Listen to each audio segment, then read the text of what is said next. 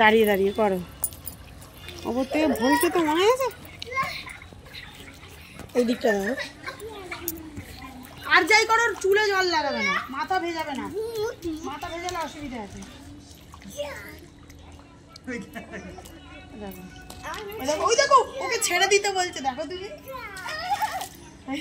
কি ওকে দিয়ে যাও, ওকে দিয়ে যাও। এই শীতের তো ইচ্ছা করে করছে। শীতের তো ওকে নিয়ে আসো, ওকে নিয়ে আসো,